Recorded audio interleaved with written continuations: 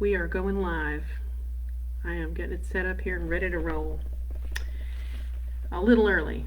This is Elizabeth. I am so excited to hang with you guys and to actually connect. Here we go. I'm excited to hang with you guys and actually connect and talk to you and just invite you into the museum. I'm in the museum. I'm actually in here. I'm in the museum as we speak. And I can see that there are two people watching. Hi, two people. We're looking at a print created by the amazing Maria Cristina Tavera, Tina Tavera, who I think I can call a friend now. We've been through a lot together here, who is an activist and a printmaker and an installation artist.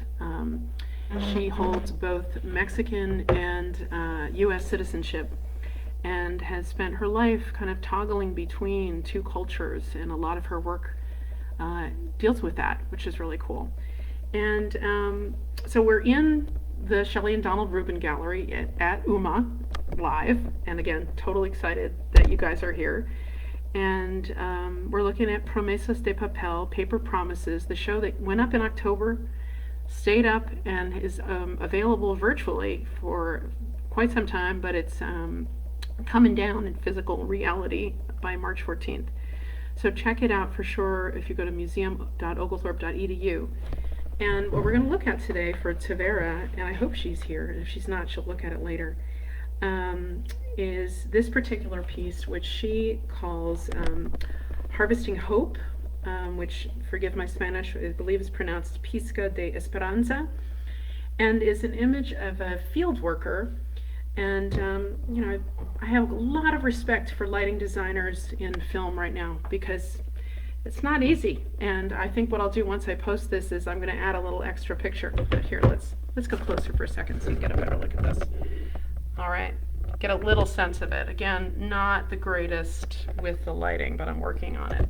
But this is Harvesting Hope, and it's an homage to the field workers who are part of our food chain and part of the whole agricultural production in this country, but who typically do not have adequate health care, who have been essential workers during the COVID-19 crisis, who are paid very, very little, often are undocumented, and Tina has said, in her estimation, are probably about half of them are Mexican, living in very close quarters, packing things, working in the fields, and not getting necessarily vaccinated. So she wanted to draw attention to that. And what you've got in this print, again, I'm just going to lift this laptop because tech, is this incredible coronavirus behind the head of this field worker who is then holding a box full of coronavirus. Oh, we've all seen this nasty thing so much. But this print is a screen print in 3 colors. And while I was prepping to do this, I noticed that she had actually done a talk in December for the organization High Point Center for Printmaking in Minneapolis, where she lives, which is actually the place where she prints. And one of the things that I think is so cool about printmaking is that it's not a lonely, individual business. You don't just sort of hunker down like a lot of artists who are working in other media who can just work solitaire and be that lonely artist, right? It is a collective thing. And so one thing that's super cool, I think, about printmaking is that you need a little team. You need a village, right?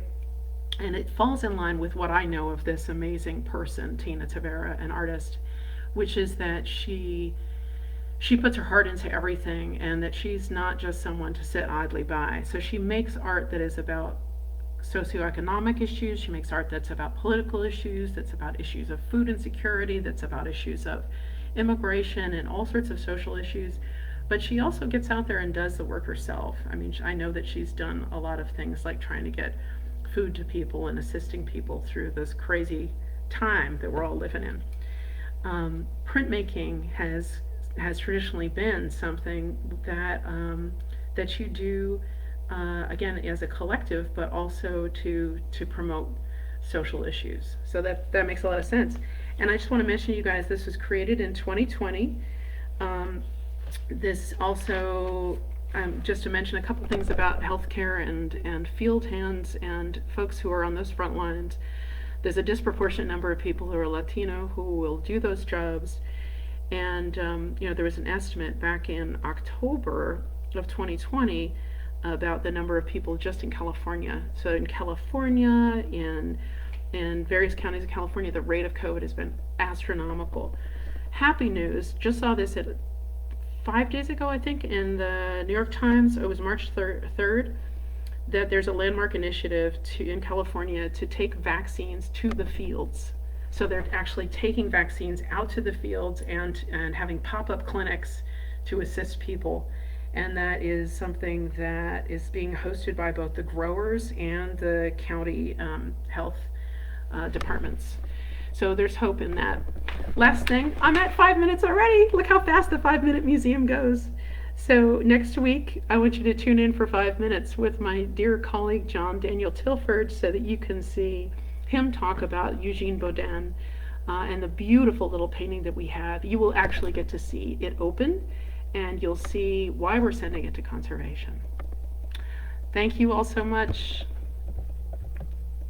Tune in next week.